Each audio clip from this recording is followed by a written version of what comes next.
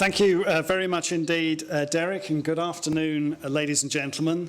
It's a great pleasure to be here this evening and to have the opportunity to address such a forbiddingly numerate audience.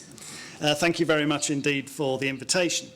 It's a particular pleasure for some of the reasons that Derek just mentioned, in the sense that I think that as an independent fiscal watchdog, the OBR does share an important underlying goal with the actuarial profession, namely the use of rigorous quantitative analysis to help promote better decision-making under conditions of uncertainty. In trying to fulfill this role, as he mentioned, we also confront some of the same challenges. Among them, the need to try to develop tractable models of a complex and changing world, our reliance on statistical data of sometimes varying quality, the need to emphasize uncertainty, and a requirement to communicate our findings to users with widely differing needs and technical expertise. Now, actuaries have been tackling these challenges maybe for 250 years or so. We've been tackling them for 3. What I want to do today is to reflect on those 3 years, to explain why it was that we were created, what it is that we're trying to achieve, how we're setting about the tasks we've been given, and whether we've actually made any difference to fiscal policy making in the UK. So let me start with some international and historical context. Independent fiscal watchdogs, or fiscal councils as they're often referred to, exist to provide authoritative and non-partisan analysis of public finances. Some countries have had such institutions for many years. The Netherlands since 1945, Denmark since 1962, the US since 1974, and Belgium since 1989. The idea gained fresh momentum among academic economists during the mid-1990s. This reflected a desire to emulate, in some dimensions of fiscal policy, the apparent success that independent central banks had had in taking the politics out of interest rate setting and thereby bolstering the credibility of government's promises to deliver low inflation. The explosion of government deficits and debts that followed the recent financial crisis has provided further encouragement, partly because explicit government targets, so-called fiscal rules, had clearly proved insufficient on their own to guarantee prudent management of the public finances before the crisis, and partly because governments wanted to boost the credibility of their new promises to act virtuously after the crisis. And so we've seen a wave of fiscal councils created as a result. Now, different definitions of what constitutes a fiscal council encompass different institutions.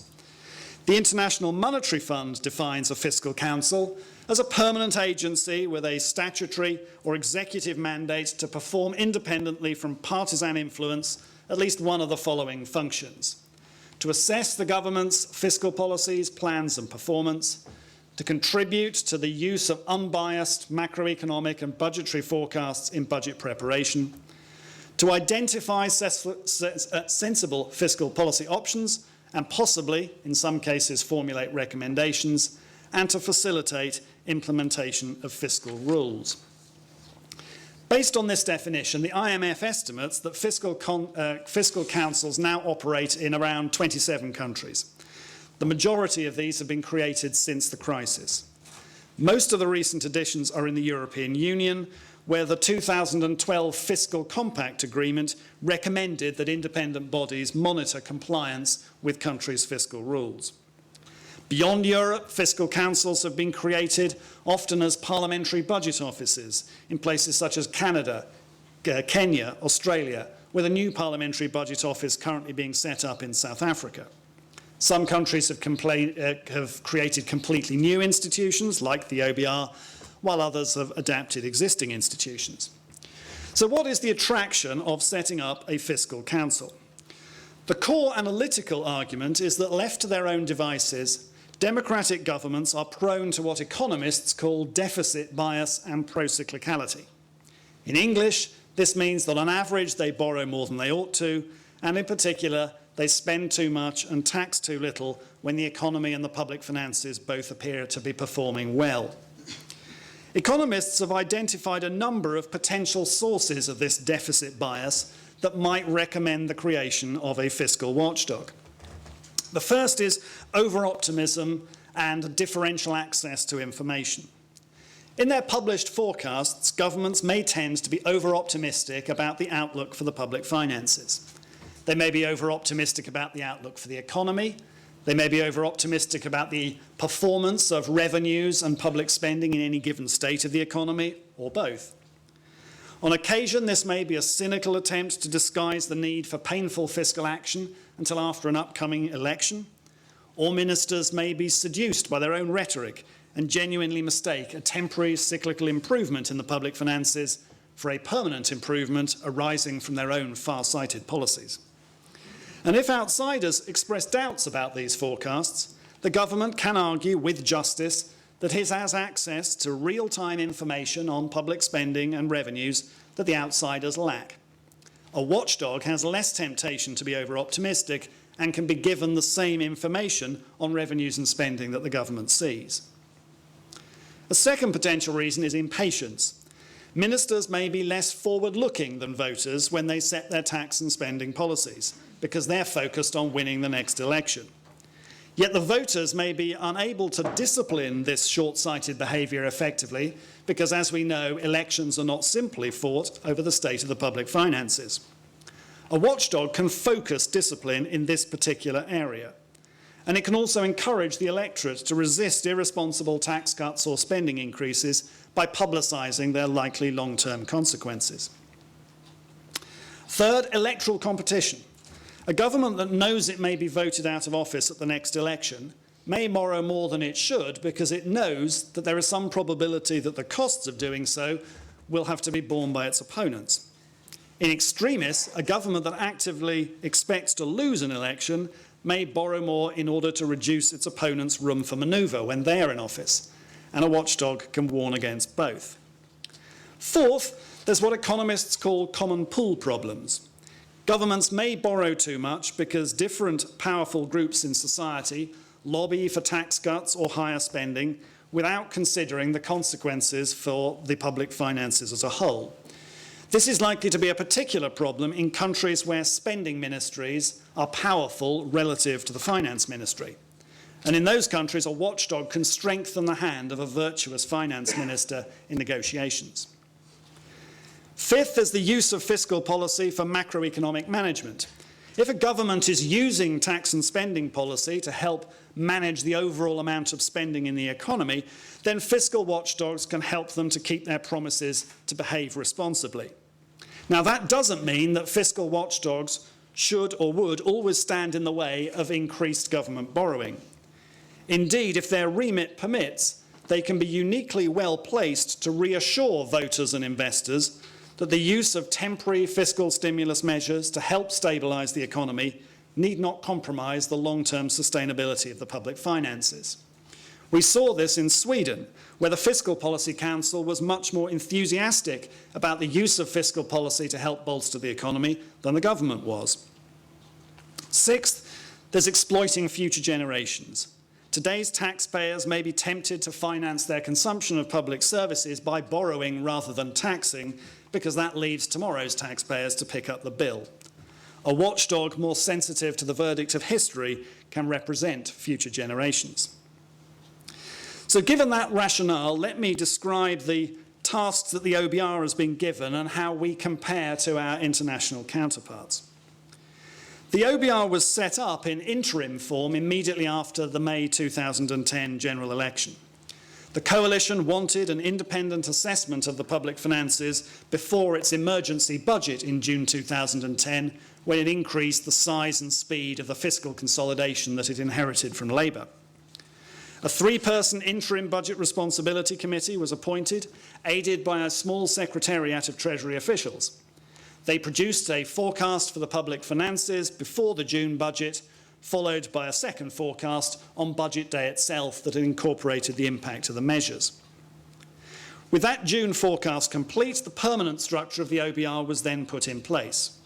A new budget responsibility committee was appointed in October 2010, consisting of myself, Steve Nicol, a distinguished economist and former member of the Bank of England's Monetary Policy Committee, and Graham Parker, an experienced former Treasury and Inland Revenue fiscal forecaster who knew where many of the bodies were buried, having buried many of them himself.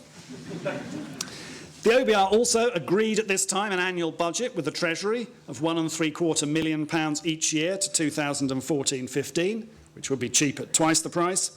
This pays for a dedicated staff of 18 civil servants plus the committee, and the OBR has complete freedom over its staffing decisions.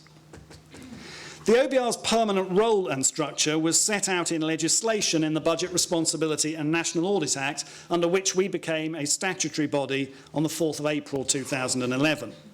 The Act states that the overarching role of the OBR is, and I quote, to examine and report on the sustainability of the public finances. In practice, we have four main tasks. First, we are now responsible for producing the official 5-year forecasts for the economy and for the public finances that the Chancellor of the Exchequer was required to produce by the 1975 Industry Act. One accompanies the Chancellor's budget, usually in March, and while the other accompanies his autumn statement, usually in late November. Second, we use these 5-year forecasts to assess whether the government has a better than 50% probability of achieving the fiscal targets that it has set itself on its existing policies. There are currently two such targets. First, the fiscal mandate, which requires the government to set policy so as to achieve balance or surplus in the structural current budget balance 5 years ahead. In other words, that means that it needs to ensure that it will not borrow other than to finance capital investment after adjusting for the temporary impact of any spare capacity in the economy on revenues and spending. Second, the supplementary target requires the ratio of public sector debt to GDP to be falling in 2015-16. And that target date, unlike the one for the mandate, doesn't roll forward each year. Third, we scrutinise the fiscal cost or saving resulting from each tax and welfare spending measure that's announced in the budget or autumn statement. The Treasury comes to us with a policy costing, usually prepared by HM Revenue and Customs or the Department for Work and Pensions, and we discuss it with the officials of those departments and suggest amendments. The Treasury, in the end, publishes its own final estimate of the costing, and we say publicly, yes, we agree, no, we don't, or you didn't give us enough time or information to reach a proper judgment. Fourth, we analyse the health of the public sector's balance sheet and the long-term sustainability of the public finances. And our analysis of long-term sustainability is based on 50-year projections for revenues, spending and financial transactions, which allow us to capture the influence of demographic and other long-term fiscal influences. Almost all this work is focused on the public finances at a UK-wide level. But the government has also asked us to forecast the Scottish receipts for 4 taxes that it plans to devolve to the Scottish Government from April 2015 onwards, namely income tax, stamp duty, landfill tax and the aggregates levy. And we've now been publishing those since 2012. So how does this remit, this set of tasks, compare with that of our counterparts in other countries? The first point to make is that, like all other existing independent fiscal watchdogs, and in marked contrast to independent central banks, we are not ourselves policymakers. The government isn't compelled to do what we think would be necessary to give itself a better than 50% chance of hitting its targets, and we certainly don't have any tax or spending policy instruments under our control. Beyond that common feature, Fiscal Council remits differ quite widely from country to country. By international standards, the OBR has a relatively narrow remit, focusing very much on fiscal rather than broader economic policy analysis. Our mandate is also narrower than that of some of our counterparts in that we confine ourselves to positive analysis rather than making normative policy recommendations. Indeed, we have been described as the most extreme case of positive analysis because Parliament has instructed us not even to look at alternative policy options, let alone to recommend between them. Rather, we are to confine ourselves to analysis of the current policies of the current government. At the other end of the spectrum, the Dutch Fiscal Council formally assesses the economic, fiscal and environmental consequences of all its political parties' manifestos ahead of the general election. And God help them, it has to do it for 9 of them. It will be interesting to see if there's any demand for the OBR to look at alternative policies once we've established ourselves more firmly in our current role. In common with roughly half our counterparts, the OBR produces and publishes macroeconomic forecasts. But in our case, purely as an input into our forecast for the public finances, rather than to draw wider economic policy conclusions. The Chancellor of the Exchequer gets his macroeconomic policy advice from the Treasury, based on the Treasury's own work and informed by that of other economists. Most watchdogs that publish macroeconomic and budget and public finance forecasts do so in order to compare them to the forecasts that have been published by the government. The National Assembly Budget Office in South Korea is a very good example of this. And indeed, I think some fiscal councils have found that it can be hard to critique a government's fiscal forecasts credibly and authoritatively unless you have a reasonably fully articulated forecast of your own to do so. The UK is unusual in that the government no longer publishes any economic and fiscal forecasts itself. It has in effect contracted out the task of producing the official forecast to the OBR, and ministers then have to decide how to respond to them. This requires us to interact more closely with ministers and their officials in the run-ups to budgets and autumn statements as they make their fiscal policy decisions than most other fiscal councils have to do. The whole point of creating an independent fiscal watchdog is for it to provide, and to be seen to provide, analysis that's based on professional judgment rather than politically motivated wishful thinking. Achieving and demonstrating independence from political influence is therefore of paramount importance. But independence also has to be accompanied by accountability. Fiscal watchdogs may not have formal policy-making powers, but they are publicly funded bodies that can exert significant influence over important policy decisions. So we need to be accountable for our actions.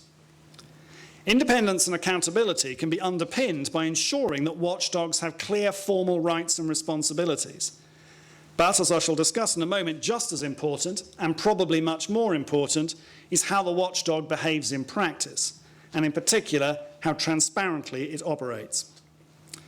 The OBR's formal rights and responsibilities are set out in 3 documents: the Budget Responsibility and National Audit Act, our framing legislation, something called the Charter for Budget Responsibility, which is a document required by that Act in which the government sets out its approach to fiscal policy, and a Memorandum of Understanding between the OBR and those government departments with which we interact most, namely the Treasury, HM Revenue and Customs, and the Department for Work and Pensions. The Act gives us complete discretion in the performance of our duty, as long as we perform it, and I quote, objectively, transparently and impartially, and it also requires us to operate in these straitened times efficiently and cost-effectively. Importantly, the Act also gives the OBR, and I quote, right of access at any reasonable time to all government information which it may reasonably require to perform its duty. We are entitled to require from any person holding or accountable for any government information any assistance or explanation which the office reasonably thinks necessary for that purpose. If we were persistently denied information or assistance that we needed to do our job properly, then I would quickly be complaining loudly in public. A fiscal watchdog's effectiveness can be undermined by restricting the resources it has available to it, as well as the information it has access to. The Canadian Parliamentary Budget Office had its budget reduced in 2009-10 after it released controversial reports on the cost of Canada's engagement in Afghanistan and the economic and fiscal outlook. And after just 2 years in existence, the Hungarian Fiscal Council was stripped of its secretariat and transformed into a much more toothless body after criticising its government's budget for over-optimistic assumptions and lack of transparency. So no fiscal watchdog can afford to be complacent. The OBR's budget is formally part of the Treasury's, and so we could be subjected to a similar squeeze. Our main protection is to have our budget fixed several years in advance and published. Appointments are another potential pressure point. In Belgium, the High Council of Finance was left in limbo for several years, unable to make policy recommendations after the finance minister refused to renew the mandate of existing council members or appoint new ones. And in Canada, the future of the Parliamentary Budget Office is currently in some doubt after the government failed to appoint a permanent successor to the outgoing Parliamentary Budget Officer before the end of his term of office. The Canadian and Hungarian episodes demonstrate that making a fiscal watchdog responsible formally to the Parliament rather than to the executive does not necessarily protect it from political pressure. On the IMF definition, fiscal councils now split roughly equally between parliamentary budget offices, bodies attached to the executive and standalone institutions. The OBR is a quango under the aegis of the Treasury, but we're also formally accountable to Parliament via the Treasury Select Committee of the House of Commons. This accountability to Parliament has a number of elements. First, the 4 flagship publications that we're required to publish each year all have to be laid formally before Parliament, which means in practice that we can only publish them when Parliament is sitting and able to discuss them. Second, the Treasury Committee can call on us to give evidence on our work at any time, and it routinely does so after each budget and autumn statement. We also now give regular evidence to the Finance Committee of the Scottish Parliament.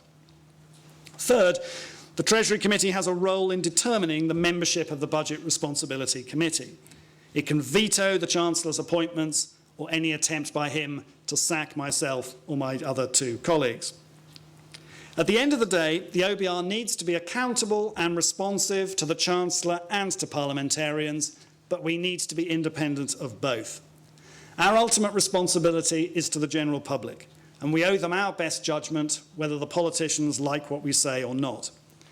But it is nonetheless essential for the OBR's legitimacy that we enjoy broad support across the political spectrum. And it's therefore welcome that there was cross-party support for the Budget Responsibility and National Audit Act, and that the opposition supports our continued existence. Formal safeguards for independence have come to be seen as increasingly important as the number of fiscal councils has increased. Around half of all fiscal councils now have legal provisions for their independence, but this proportion rises to 3/4 for those created since 2005. Existing and putative fiscal councils will also be able to draw strength from the principles for independent fiscal institutions that are being drawn up under the auspices of the OECD. The current draft contains principles covering local ownership, independence, non-partisanship, the mandate, the resources, the relationship with Parliament, access to information, transparency, communication and openness to external evaluation. These principles should help fiscal councils resist attacks on their independence by highlighting any deviation from international best practice. At the same time, the principles should also serve to encourage high standards in councils' own behaviour. Direct comparisons are hard to make, but I suspect that the OBR's formal governance and accountability arrangements offer pretty strong underpinning for our independence when judged by international standards. But formal safeguards, where they exist, are only helpful up to a point. Ultimately, fiscal watchdogs have to rely on the informal independence and legitimacy that they develop by establishing a reputation for transparency and for impartial and rigorously underpinned analysis. So I've described the role and structure of the OBR and the foundations for our independence and accountability.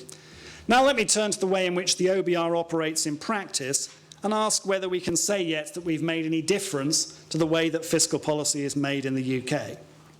I'll focus on 3 issues: the fiscal policy process, the transparency of official fiscal analysis, and the performance of official fiscal forecasts.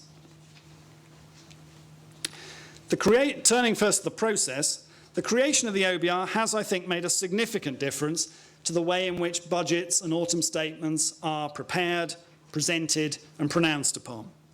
By introducing us into the process, the Chancellor has certainly sacrificed some of his predecessors' flexibility, as well as exposing himself to greater uncertainty. The underlying fiscal forecast is no longer under his control, and every tax and spending measure he intends to announce has to be subjected to our scrutiny. But at the same time, I hope that we've injected more rigour into the process and increased people's confidence in the integrity of the published figures and analysis, whether or not people agree with the precise costings and forecasts that we produce. Let me explain how the process now works.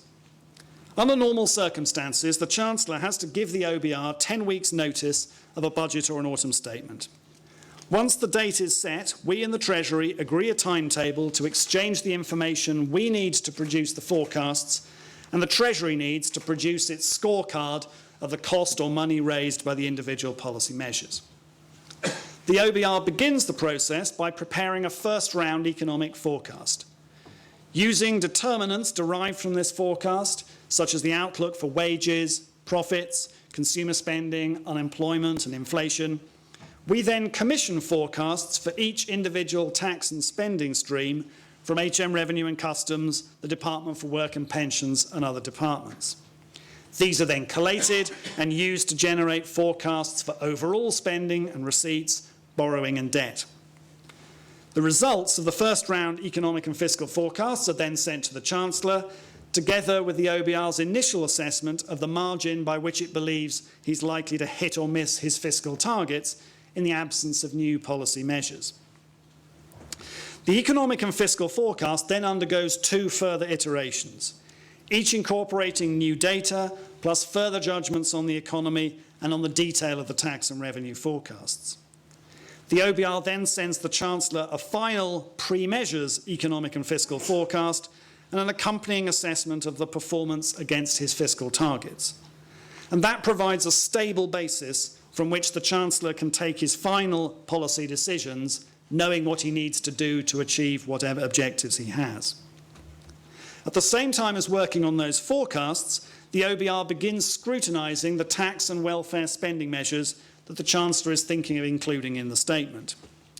First, the Treasury shows us a draft scorecard, an initial list of possible policy measures. We then discuss the scrutiny that each measure would require with the Treasury and the responsible department, usually HMRC or DWP, based on its complexity and its similarity to previous policy measures. The department will then send us a costing note setting out its views on the details of the policy and estimating the amount of money that it will raise or cost in each year of the forecast. The OBR discusses this analysis with the department and with the Treasury, suggesting changes and iterating until we are happy to endorse the estimates as reasonable and central, or until the Treasury and we agree to disagree, which hasn't happened yet. At the outset of the forecast process, the OBR and the Treasury agree deadlines by which the OBR must be told of a proposed policy measure if it's to guarantee to include it in the final post-measures forecast and to reach a judgment on the scorecard costing. We don't scrutinise the spending of individual Whitehall departments on public services and administration, such as schools and hospitals. Instead, we take a judgment on the extent to which departments in aggregate will over or underspend the departmental expenditure limits that have been set for them by the Treasury. During the final week before the statement, the OBR prepares its final economic and fiscal forecasts for publication by taking the pre-measures forecast and amending it to reflect the expected impact of the measures in the scorecard.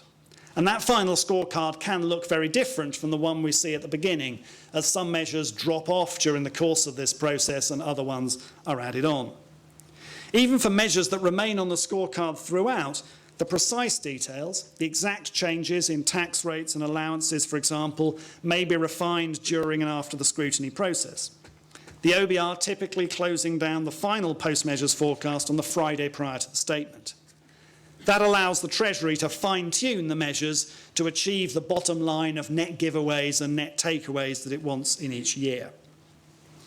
On the day of the statement itself, the OBR publishes a final post-measures forecast in the Economic and Fiscal Outlook, along with an explanation of the impact that the policy measures have had on our forecasts and on the government's performance against its fiscal targets.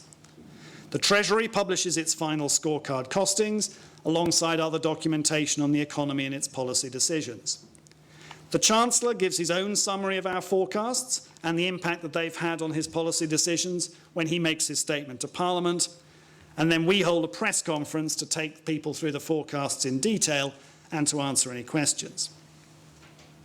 One consequence of having a formal timetable and external scrutiny by the OBR is that it is now much harder for chancellors to add or drop measures just as the documents are going to the printers, as sometimes happened in the past. Coalition government has made this more difficult as well, as the key decisions have to be agreed by both governing parties. The Treasury Committee has in the past expressed concern that requiring the Chancellor to tell us of policy decisions by particular deadlines might stand in the way of what it called late political decisions. But in extremis, the Chancellor could always take late action without our scrutiny, leaving us to assess the impact of the measure in the subsequent forecast. And in any event, I think most observers would not regard late political decisions as one of the historic strengths of the British budget-making process. To underline our independence, we endeavour to be as transparent as we can about our interactions with the government during this forecast and costing process. All substantive meetings with the Chancellor, his special advisers and private office are logged on our website. We set out the dates on which we submit the draft forecast to the Chancellor and when he and his officials receive the final publication so that they can prepare his statement. We publish the deadlines by which we have to be informed of policy measures, and we list any measures that were revealed to us after those deadlines and explain how we've dealt with them. Notwithstanding this transparency, some observers question whether we can ever be truly independent given our behind-the-scenes interactions with officials and ministers. As I've argued, it's only these interactions that allow us to add value to the work that's already being done by the IFS and others in scrutinising the public finances on the basis of publicly available information. And it's also important to realise that our engagement with government is not simply an adversarial bilateral standoff with us on one side of the table and them on the other.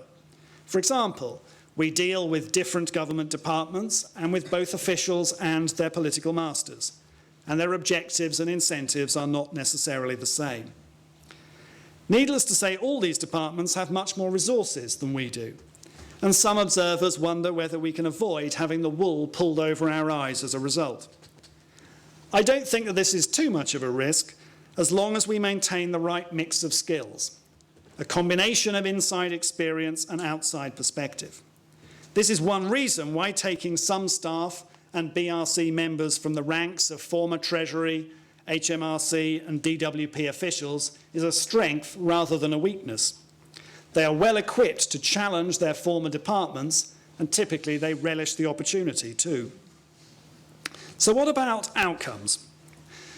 To date, we have produced 6 EFO forecasts for non-emergency budgets and autumn statements.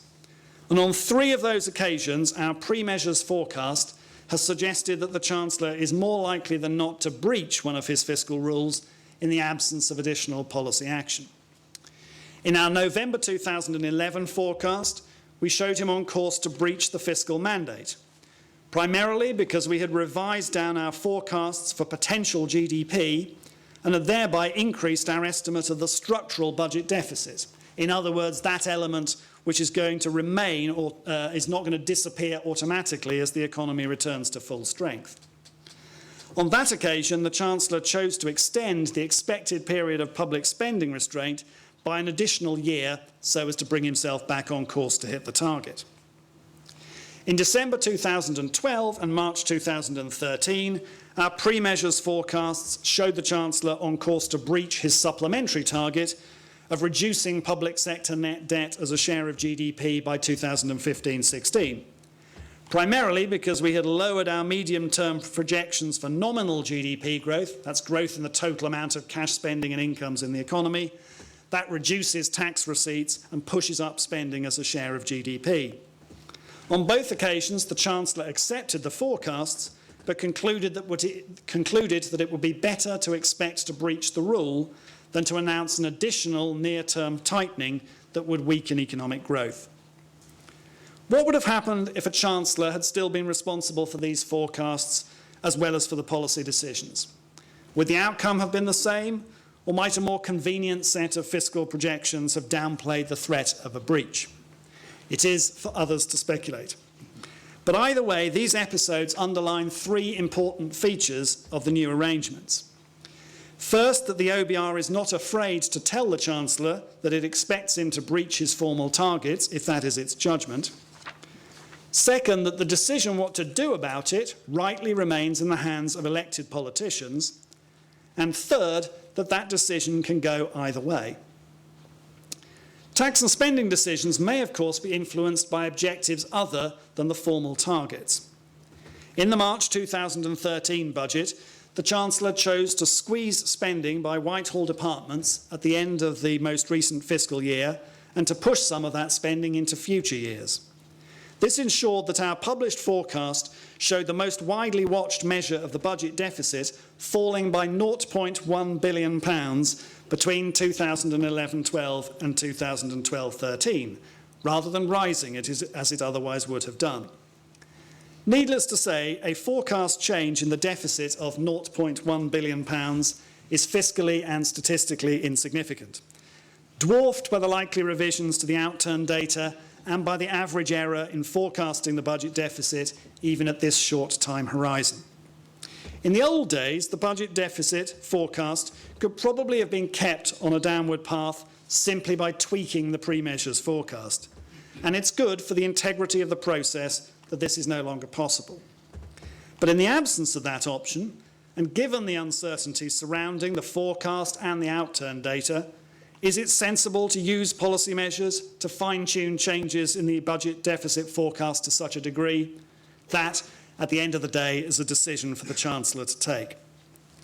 It is, of course, possible that Chancellors may someday justify their actions on the grounds that they simply disagree with the OBR's forecast. They will be entirely within their rights to do so, and that need not undermine the new arrangements. It would be a recognition of the huge uncertainty that lies around all such forecasts. Now let me turn to transparency. Having previously spent almost 20 years diligently combing my way through budget and autumn statement documents, first as a journalist and then at the Institute for Fiscal Studies, I was convinced when I joined the OBR that the single biggest contribution we could make to the quality of fiscal policy and debate was to increase significantly the transparency of official fiscal forecasts and analysis. And I hope that we've done so. Being transparent in the analysis we publish is important for a number of reasons. First and most obviously, we have been created, quote, to examine and report on the sustainability of the public finances, unquote, and transparency is essential to do that effectively. Fiscal forecasting, unlike most macroeconomic forecasting, is a highly disaggregated exercise. It involves quantifying numerous flows of spending, revenues, and financial transactions, each of which can be affected by a wide range of economic and non-economic determinants, and for which the accounting treatment can sometimes be complex and counterintuitive. This requires a lot of information and analytical tools that are unavailable or obscure to academic or private sector economists, or where the benefits for them of getting on top of that information or developing that tools would not outweigh the costs. Uniquely, we have to undertake a comprehensive bottom-up analysis, and Parliament has given us the resources and the access to information and analytical expertise that is necessary to do so. It's therefore incumbent on us to paint as comprehensive and comprehensible a picture as we can, levelling the playing fields as best we can for everyone who wants to try to understand the public finances. Second, transparency is necessary to build and maintain trust. We were created because of the long-standing perception that official fiscal forecasts and projections were too often shaped by political considerations rather than by professional judgment. As members of an independent and non-partisan body that I hope will survive to work with governments of every political colour, my BRC colleagues and I don't face the same temptations that ministers do when coming up with our forecasts and analysis. But we cannot expect people to take what we say on trust simply because of who we are. We need to show our working as best we can so that people can satisfy themselves that our analysis is indeed based on professional judgment, even if they disagree with the conclusions that we reach. Third, transparency is a valuable source of self-discipline. By setting out our central forecasts and the reasons for the changes in those forecasts in considerable quantitative detail, We avoid the temptation to make analytically dubious but presentationally convenient judgments safe in the knowledge that no one will ever spot them. One potential downside of presenting forecasts and projections in this sort of detail is that it can create a spurious sense of precision and thus de-emphasise the enormous uncertainty that lies around any point forecast for the public finances. Given the particular need we have to show our working, I think that this quantitative detail is essential in our outputs. But we accompany it with a much more extensive discussion of uncertainty than in the pre-OBR era. In the case of our medium-term fiscal forecasts, we illustrate and quantify uncertainty in three ways.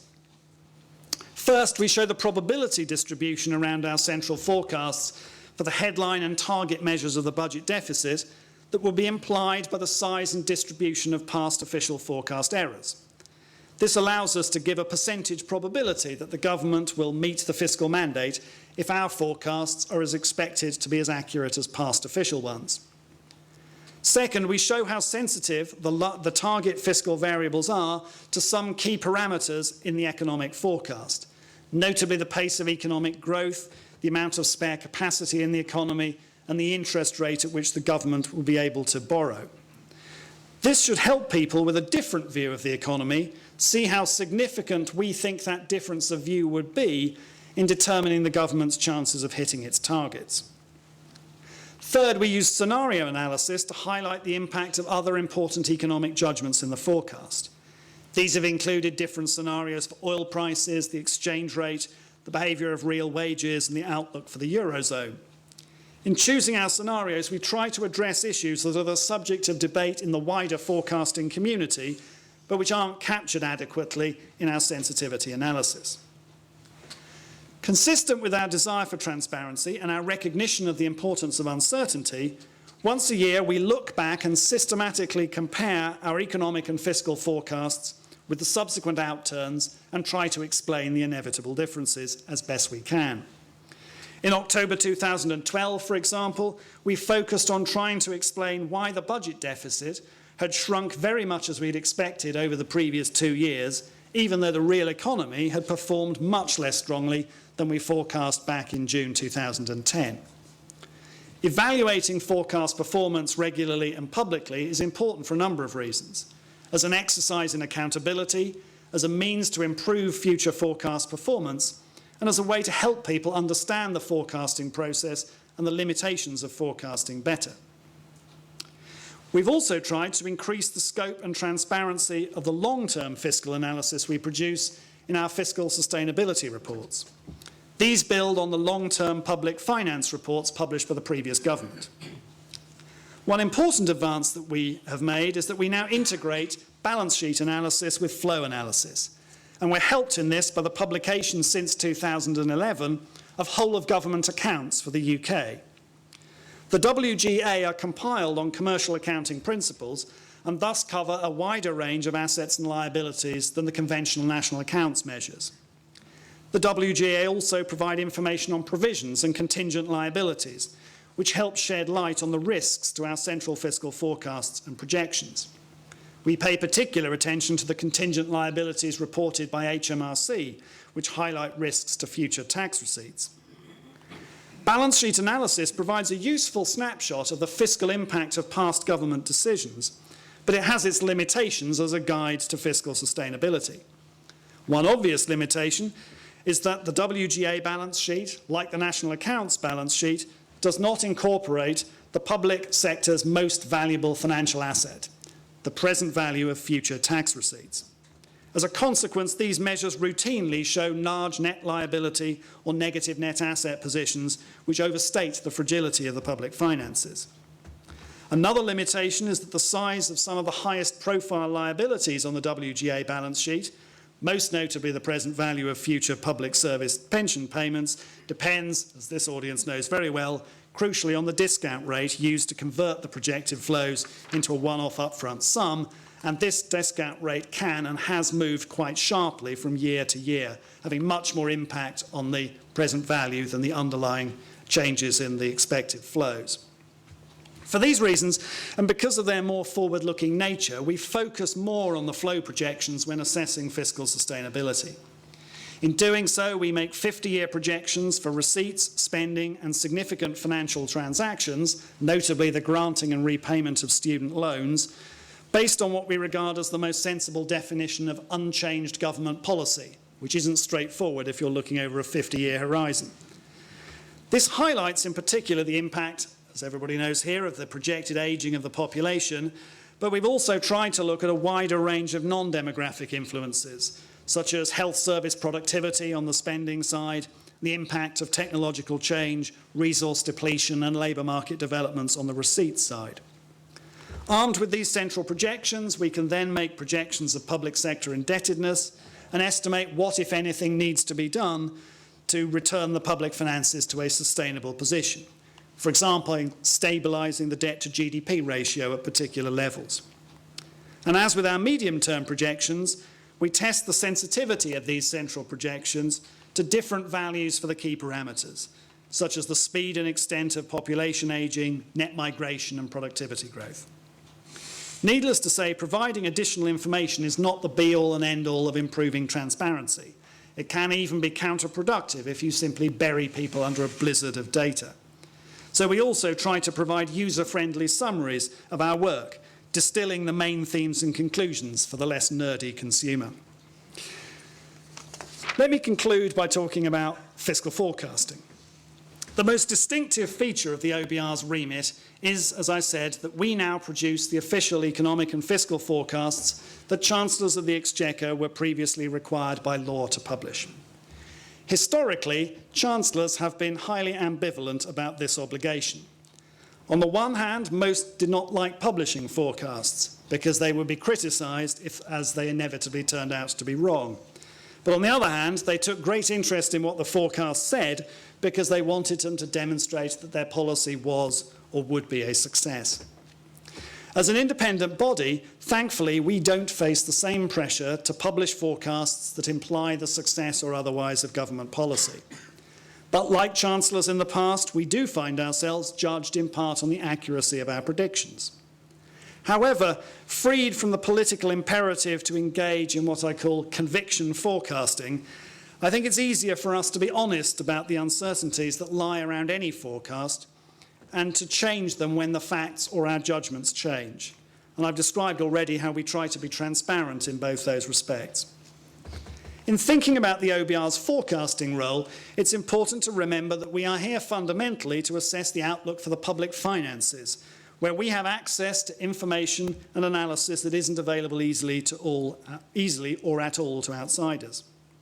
When it comes to macroeconomic forecasting, we have no significant informational advantage over the 38 private sector, academic and international forecasters whose predictions the Treasury collates every month.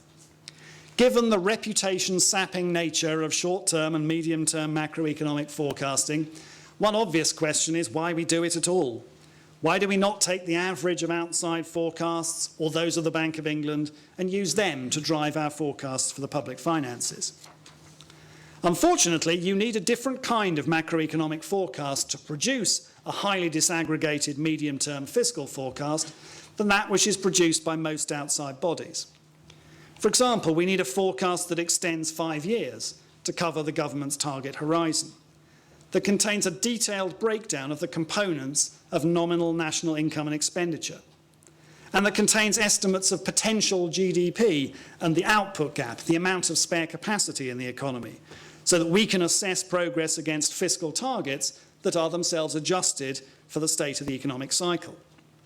And only 6 of the 38 forecasters polled by the Treasury each month submits a forecast for the output gap 5 years ahead. The Bank of England forecasts over a 3-year horizon, and they only publish their forecast for real GDP and CPI inflation. Generating our own economic forecast, informed of course by the views of outside forecasters, also makes it easier for us to undertake sensitivity and scenario analysis and to incorporate the expected impact of newly decided policy measures. It also helps us ensure that our economic and fiscal forecasts are mutually consistent. Most public discussion of macroeconomic forecast accuracy focuses on forecasts for real GDP, the volume of goods and services produced in the economy.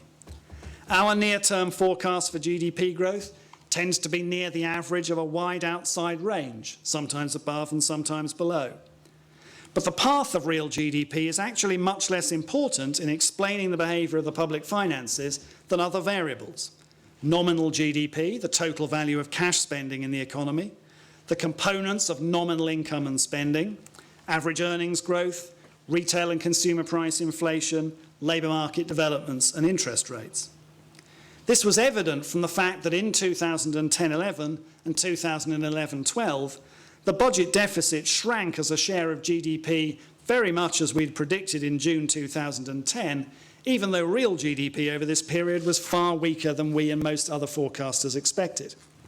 And this was largely because nominal GDP, cash spending and the labour market held up more strongly than we would have expected had we known how weak real GDP growth would turn out to be. You also have to be wary of focusing too much on real GDP because the estimates are prone to revision. Nominal GDP estimates are relatively stable after a year or two, but the statisticians can change their minds about the relative contribution of real GDP growth and whole economy inflation to any given change in nominal GDP years after the event. And this helps explain why the recession of the early 1990s now looks significantly shorter, smaller, and smoother than it appeared in the mid-1990s. Fiscal forecasting is certainly a difficult business, but what can we say about the likely impact and the impact to date of transferring the task from chancellors to the OBR? Increasing the transparency and humility of official forecasts would be reason enough to do this, but can we expect it to make the forecast more accurate? If you believe that ministers routinely allow political considerations to infect their forecasts, while fiscal councils always rely purely on dispassionate professional judgment, then on average you would expect the answer to be yes. But to demonstrate this conclusively, even after the event, would be impossible. To do so, you would need to compare the accuracy of OBR and ministerial forecasts, each made at the same time and on the basis of the same information. And you would need to compare a very long run of those forecasts, so that you could distinguish reliably between the consequences of luck and judgment. But we won't be able to do this as chancellors no longer publish official forecasts of their own. We can compare the forecast that the OBR has made to date with what has happened subsequently and then see if the average errors are bigger or smaller than those in previous official forecasts. But this has obvious limitations as a guide to relative forecast accuracy. Most fundamentally, we're not comparing like with like. For example, we may be looking at periods in which the underlying behaviour of the public finances was inherently more or less predictable, in which the size and distribution of unforeseeable shocks was different, or in which policymakers responded differently when the public finances started to diverge from their expectations. And as the OBR has only produced 7 forecasts so far, the sample is still very small. For what it's worth, the OBR's absolute errors in predicting public sector net borrowing as a share of GDP have generally been smaller than the average absolute errors in official forecasts over the previous 20 years. And the same is true of our forecasts for receipts and public spending separately. But of course, past performance is no guarantee of future performance. And it's worth remembering that in our forecast to date, we've progressively revised down our estimates of nominal GDP, total cash spending in the economy. This has relatively little impact on the accuracy of forecasts for receipts as a share of GDP, as they are in effect forecasts for the average tax rate. But they will make earlier forecasts for public spending as a share of GDP look progressively less accurate, as most departmental spending is planned in cash terms, while welfare and debt interest costs are linked more to inflation and to interest rates than to nominal GDP. So when nominal GDP is revised down, the error in predicting these categories of spending as a share of GDP will rise, even if the errors in cash terms remain small. You could compare the OBR's fiscal forecasts to those of outside forecasters, but this is more problematic as a guide to relative forecast accuracy than comparing macroeconomic forecasts. As I noted a moment ago, the OBR has no significant informational advantage over outside macroeconomic forecasters, and so there's no reason to expect them to change their views significantly after seeing what we think. it follows that there's no reason to believe that the accuracy of outside macroeconomic forecasts would be significantly affected if the OBR shut up shop. But I doubt very much that the same is true for fiscal forecasts, given the range of non-economic determinants and statistical classification decisions that can affect them. Anecdotally, quite a few outside forecasters start with the official forecast and then pitch their own above or below it, reflecting their relative views on the outlook for the economy. I strongly suspect that without an initial official forecast to use as a baseline, the accuracy of most outside fiscal forecasts would be significantly worse. Before joining the OBR, I spent many years commenting on other people's economic and fiscal forecasts rather than producing them. From that position, it was always tempting to mock the afflicted and occasionally to suggest that the whole exercise was fundamentally pointless. But difficult it may be, pointless it is not. Tax and spending decisions have effects that persist long into the future. They have to be based on some assessment of how the world is likely to evolve in the absence of those decisions and as a consequence of them. And it is good for accountability that those assessments are explicit and transparent. Forecasts are also a way of summarising in a consistent fashion your imperfect understanding of what's going on in the world. They provide a baseline against which you can judge the significance of new information. Forecast errors may be pounced upon, but they're not necessarily mistakes, and they are the way we learn about the true state of the world. So I think our task is not only to produce the best forecast that we can, but patiently to explain the uncertainties around them and what they can and cannot be expected to achieve. So let me conclude. As any of you that have children know, 3 can be a difficult age. We are still in our toddler years. But I hope that what I've had to say tonight has gone some way to persuade you that independent fiscal watchdogs can play a valuable role in promoting better policy decisions and a more informed public debate. Different institutions are confronting this challenge in different ways in different countries, and we're all learning from each other. We've been very gratified by the response to our work so far from those who take an informed interest in the public finances in this country. But we are always keen to know how we could fulfil our role more effectively. This audience is as well informed on many of the challenges that we confront as any I could wish for. So please don't hold back. Thank you very much indeed.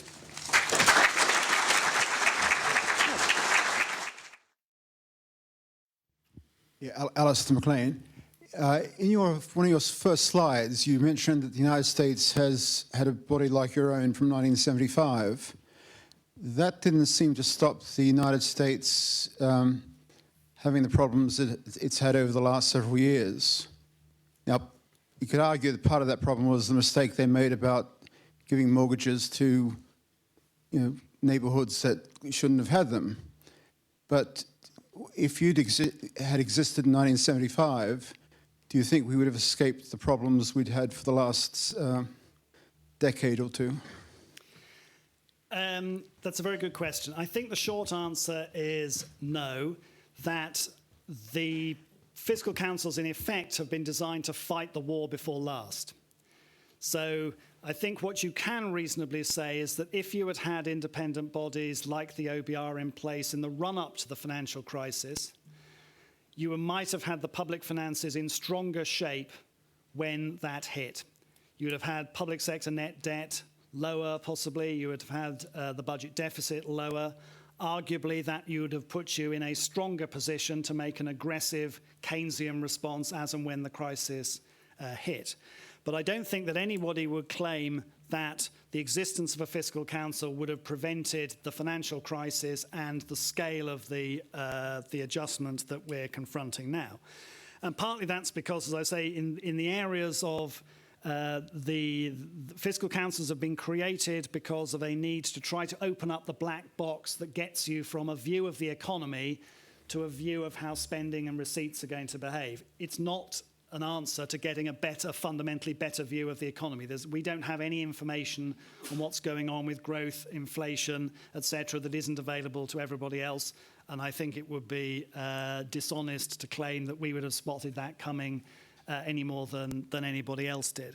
In terms of in the US, I mean, the institution we're talking about is the Congressional Budget Office. In terms of the running of fiscal policy in the US, I mean, one important difference in terms of their structure and ours and the way in which fiscal policy operates more generally is that in the UK, the executive, the government, for good or ill, pretty much gets the fiscal policy that it wants through Parliament. In the United States, that is not the case, and clearly Congress has a much greater influence, and there's a much greater toing and froing and a political process and actually working out what fiscal policy is going to be, whether or not it's right or not. And you can see that obviously in some of the debates about wrestling with the medium fiscal term challenges there now. Can I just ask a follow-on question?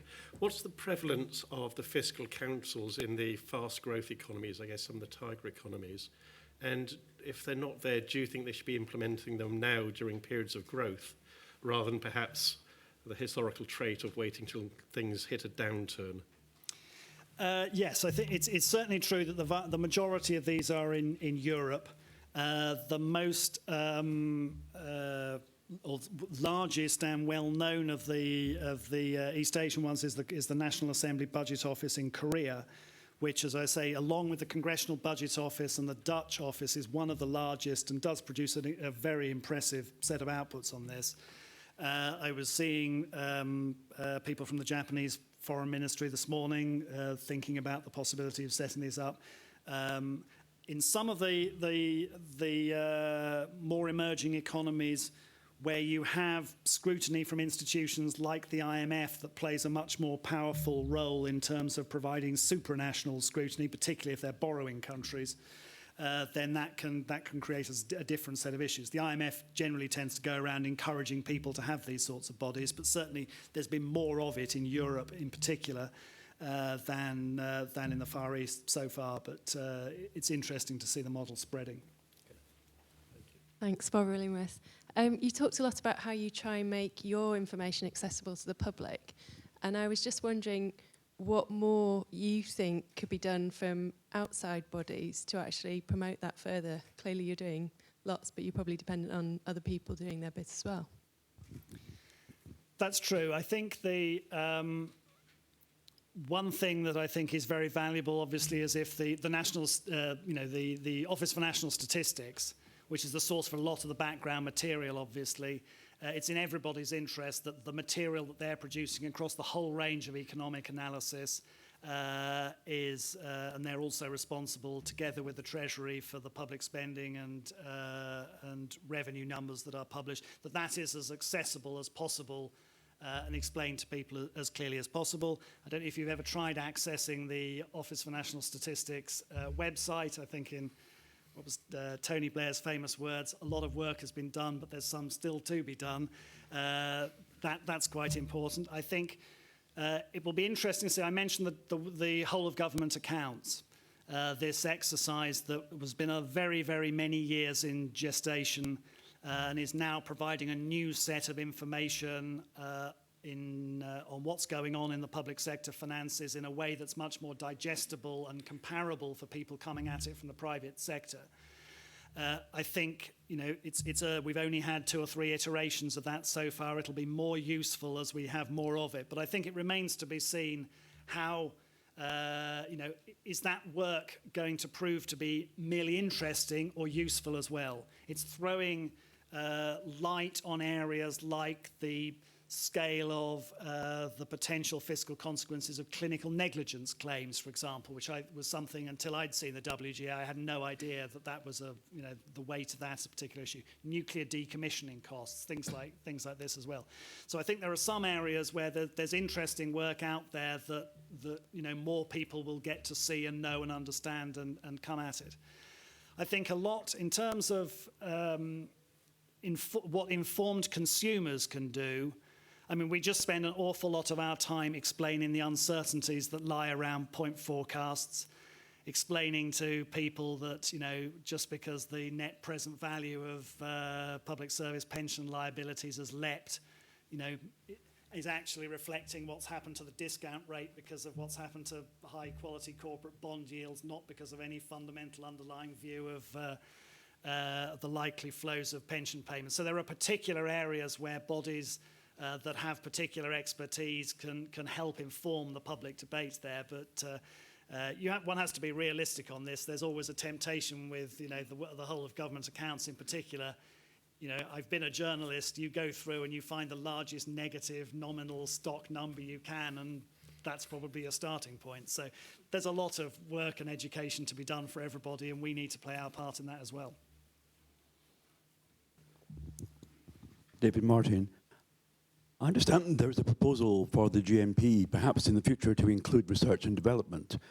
I wonder if you'd like to say something about that, and particularly the scepticism that there might be, because it's suggested that that would give a better figure for the GNP, scepticism from the public that this is interfering unnaturally with the statistics.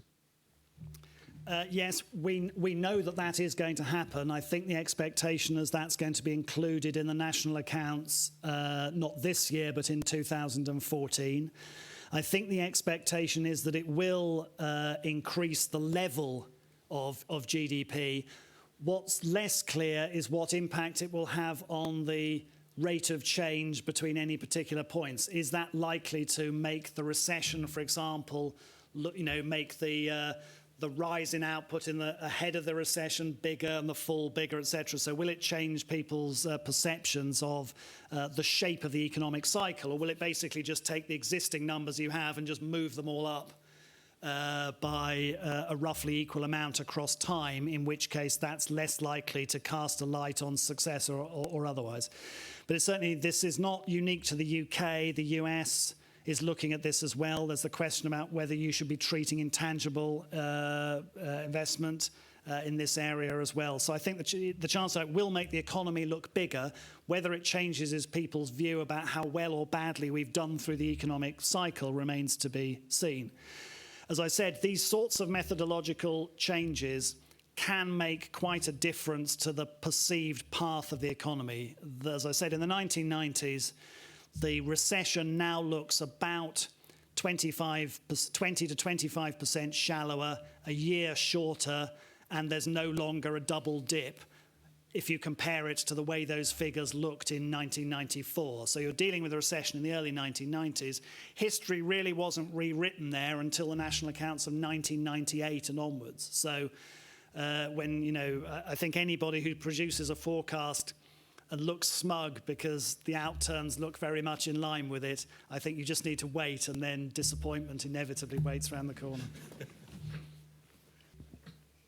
Thank you. Julian Ellicott. Personally, a personal observation, Robert, is that since the time when you were heading up the Institute of Fiscal Studies, your media presence, at least from my perspective, seems to have dropped somewhat. But clearly, as you've described, you're much more on the inside now. I'd just be quite interested in personal observations as to whether that inside of you and the contact that you've described with, obviously, senior policymakers means that you're more effective than perhaps you were externally, having a media presence and being able to pressure the government that way. Well, it's a very different job. You're right. I think now I'm like one of those flowers that sort of blooms for one day and then disappears back up under the earth again for a year or so. A key part of the job that I used to do at the Institute for Fiscal Studies, for one thing, we were ranging over a much wider policy area, so there were more opportunities to shoot your mouth off on different topics. The other role that we had then, which, as I said explicitly, we don't have now, is comparing and contrasting what the different parties are saying. So we did a lot of work on, the different parties' approaches to the deficit and what they were intending to do in terms of tax and spending plans, the differences in how we thought the budget deficit was likely to evolve under the three different parties' proposals. Now, that's something that Parliament has explicitly told us they don't want us to do that, in contrast to my esteemed Dutch colleagues who do that. Although they do it, they don't pop up on the telly every week doing it. They have a formal process at which this is done when there are manifestos to take a serious judgment on. There was some debate when we were set up about whether we should have this role of looking at alternative policy options. I said when I was going through my confirmation hearing is that if nobody told me one way or the other, then I would respond in that sort of way, because I think as an independent body that would have been the appropriate thing to do. That said, I can quite understand, and I think it's quite sensible, that we were instructed not to play that role initially. We were created at a time in which there was a huge political debate over the wisdom of how quickly you ought to do the fiscal consolidation, how much tax, how much spend. To have thrown an organisation that had not had chance to establish a reputation for impartiality straight into that hugely charged political territory would have been asking for trouble.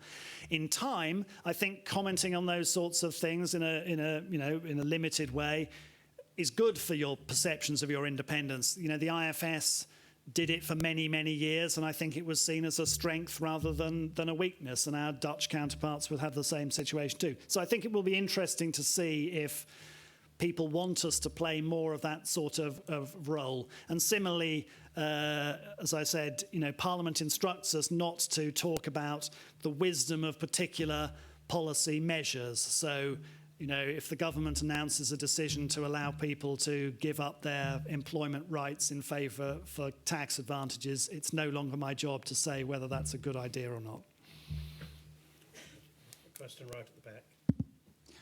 Martin White, the Banking Standards Commission is going to report soon, but can you make any comments on the impact of accounting standards, particularly the values placed on assets on the finances of banks, and ultimately more than just banks, as they developed in the lead up to the crisis? That's not an area in which we've looked specifically. I think in terms of the importance of looking at what has been going on with the banking sector prospectively and looking backwards as well, obviously there's a lot that's considerably important to a number of the dimensions of the things that we have to worry about, both on the fiscal side and on the economic side. So, for example, if you look on the fiscal side, obviously we need to be concerned about, you know, the profitability of the banking sector and what revenues the government might be getting from that source. Go back to the pre-crisis period, the banking sector was roughly 8% of GDP, but was contributing about 25% of corporation tax receipts, which is one of the reasons why you see the share, you know, the average tax rate for the economy falling over this period, because we've hit a particularly revenue-rich part of it. Looking forward, forecasting what's going to happen there is not simply a matter of saying what gross profits are looking like, because you have a lot of banks that are sitting on losses that they have yet to be allowed to set off against tax. So working out, you know, even if you knew what the path of gross profits was going to be, knowing when that translates into renewed payments of receipts is not straightforward at all. And it's one of those areas where, you know, our access to the information analysis within HMRC is obviously helpful, but only up to a point, because obviously they can't share with us taxpayer confidential information. And so in those sectors where you have a relatively small number of firms providing a relatively large proportion of receipts, you know, that can be quite awkward when we're sitting around, you know, a month or so ago trying to think about what the overall path of financial sector bonuses and the consequences that would have for income tax payments. You have to have those conversations without mentioning any names of any well-known high street and investment banks, which can occasionally be slightly surreal.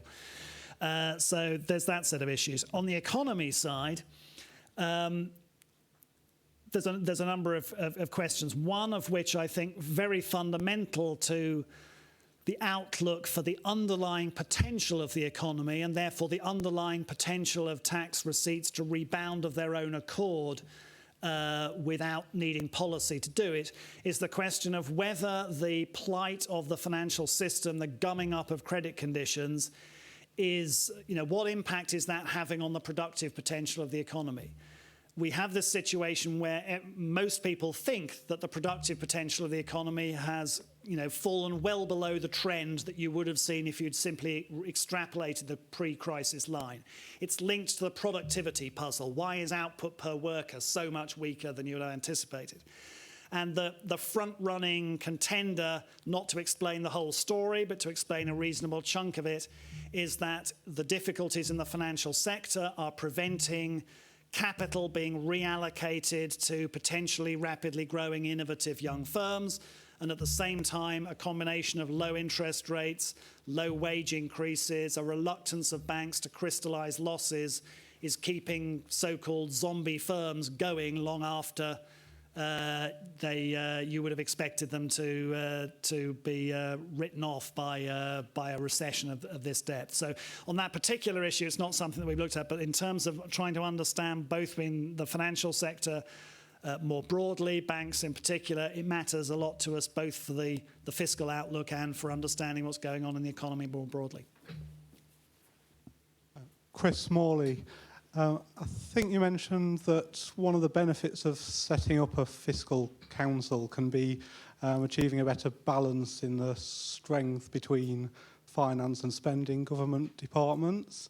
Where do you think the UK was when OBR was set up, and has it changed that balance? Was there any need to, and where does the UK fit in the international perspective there? Do we have a relatively good balance or a relatively strong balance one way or the other compared to other countries?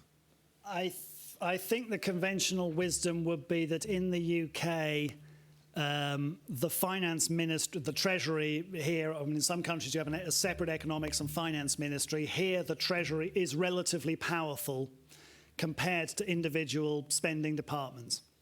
That's partly an institutional interpretation, i.e. of the civil service operations in the Treasury and other departments. It's also a political observation that, particularly, for example, in some countries that have had multi-party coalition government over longer periods of time, then it's easier for spending ministries to build a power base that puts them on more equal footing with the Treasury. But I think, one way to judge this is that it's quite striking that public spending went up quite a lot, obviously, in the period in the run-up to the crisis, but it wasn't because departments were spending more than they had been given, they were budgeting. It was because the government thought that there was a reasonable amount of money around at the time and, set out relatively generous plans, and occasionally the money came in more than they'd expected, and they topped those up somewhat. The striking feature, looking over and we've been caught out by this in the last couple of years, is the extent to which government departments underspend the budgets that the Treasury gives them, even in a period in which there is a squeeze overall. And there's a combination there, I think, of spending departments being afraid of overspending on the grounds that the Treasury will come around with a baseball bat and clobber them for the following year. And the Treasury, obviously, itself doesn't want to see that too. And we had this dramatic demonstration at the end of the fiscal year that's just finished, where, as I said, the Treasury was going to departments and saying, please don't spend money at the end of the year, push money into the following year because of the path, for cash management reasons, planning reasons, but also the consequences that would have for the budget deficit. And we saw last year departments underspending by £11 billion in total against the plans that had been set out only last summer. And that's really very large by historical standards, and shows the relative strength of top-down spending control in the UK that I would suspect is probably greater than you would see in most other countries. I wouldn't have the data to back that up fully. But it is striking that, as I say, in the years in which some people complained that we were spending too much, it wasn't because departments were overstepping the limits. It was because the government thought that there was the money there for them to spend. Well, thank you very much for that. I think it's probably time that we adjourn for a glass of wine next door. So if you have any further questions, perhaps, Robert, you'll be pleased to answer them there. Before we go, can I ask you once again to express your thanks to Robert for this evening's talk? Okay.